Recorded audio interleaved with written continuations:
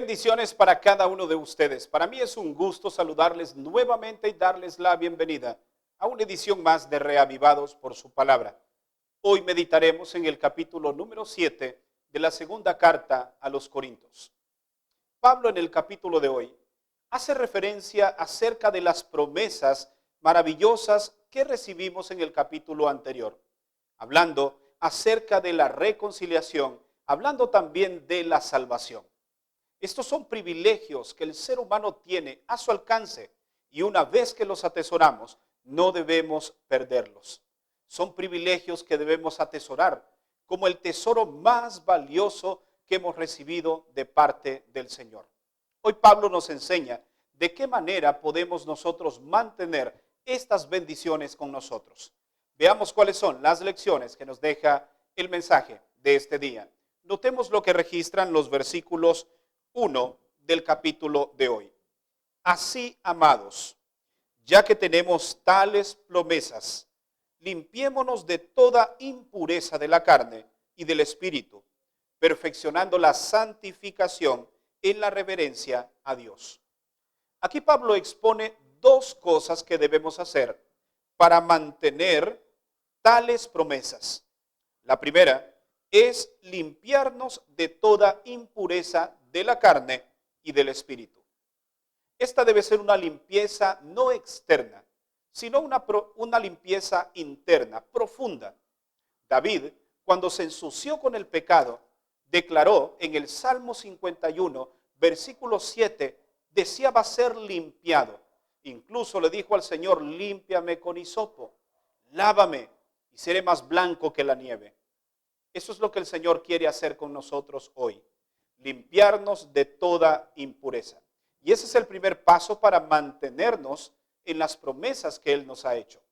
Una segunda cosa que debemos hacer es perfeccionar la santificación en la reverencia al Señor. La santidad es un proceso que dura toda la vida.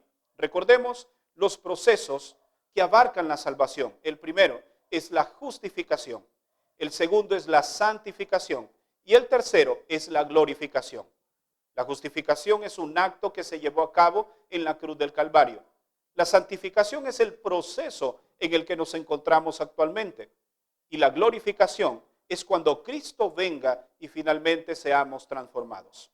Si te das cuenta, la santificación es un proceso necesario para llegar a la glorificación. Por nuestra propia cuenta, difícilmente nos podemos santificar. Pablo, en el capítulo 12 del libro de Hebreos, versículo 14, registró: busquen la paz con todos y la santidad, porque sin ella nadie verá al Señor.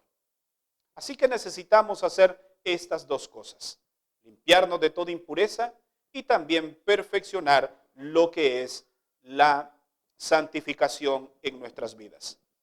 Todas las cartas que Pablo escribe tienen un efecto en aquellos que las leen o las escuchan. Nosotros hemos experimentado esto.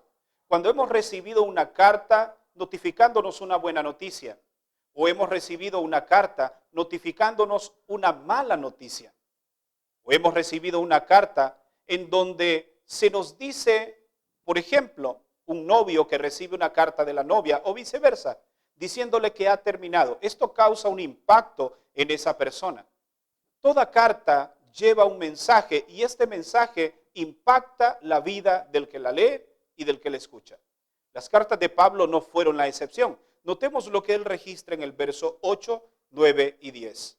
Si os entristecí con mi carta, no me pesa, aunque entonces lo lamenté, porque veo que aquella carta os entristeció por algún tiempo.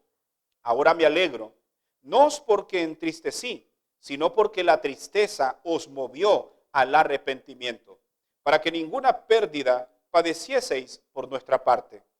Porque la tristeza piadosa produce un arrepentimiento saludable, pero no trae pesar. Pero la tristeza del mundo produce muerte. Vemos entonces que la carta que Pablo escribe a esta iglesia en Corinto, al principio produjo tristeza, pero esta tristeza llevó a la iglesia al arrepentimiento y esto agradó a Pablo. Veamos algunas lecciones más que podemos aprender de esta sección. La primera, no agraviemos, no corrompamos, ni engañemos a otros. Esto es un motivo de tristeza para el Señor. Un segundo principio es que debemos gozarnos en medio de la tribulación. Pablo les dijo, me gozo en medio de sus tribulaciones. Porque Pablo sabía que la tribulación produciría paciencia en ellos y aumentaría su fe. Un tercer principio es que Dios consolará a todos aquellos de corazón humilde que se encuentran hoy en aflicción. Y una cuarta lección es que fallarle a Dios debe producir en nosotros tristeza, debe producir arrepentimiento. Primero la tristeza, al igual que la iglesia, y luego esto llevarnos al arrepentimiento.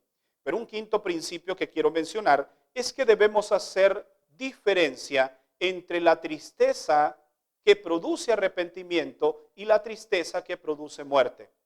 La primera, la tristeza que produce arrepentimiento nos lleva a los brazos del Señor. Pero la tristeza que produce muerte es aquella que nos aleja de Dios, porque trae culpa a nuestro corazón por haberle fallado al Señor. Así que si hoy eres alguien que le falló al Señor, o le fallaste a tus seres amados, y te sientes triste, reflexiona.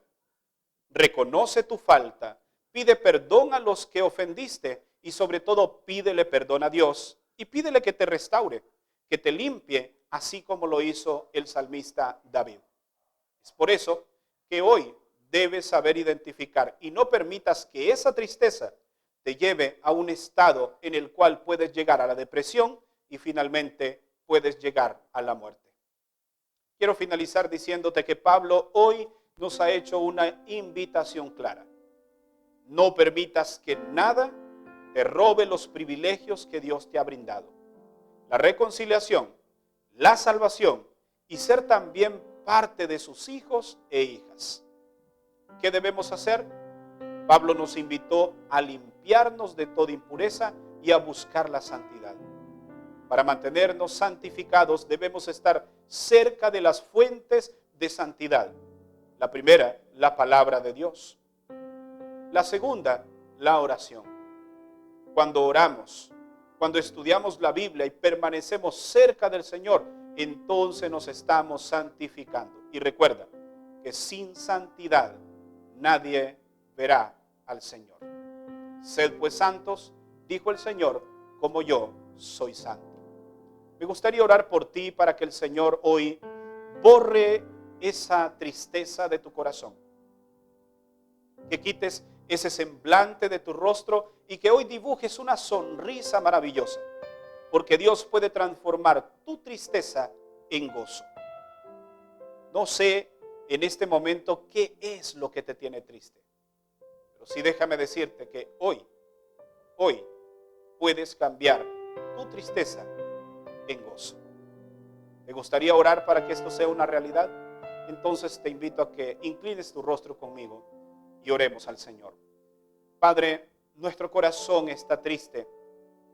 Nuestro semblante lo expresa, porque posiblemente muchos están viviendo en este momento alguna dificultad, angustia, adversidad. Pero hoy hemos aprendido que tú consolarás a los humildes de corazón. Y ser humilde de corazón es reconocer que no podemos solos y te necesitamos. Por lo tanto, aquí estamos delante de ti para darte gracias por las pruebas, porque éstas producen paciencia y también producen fe.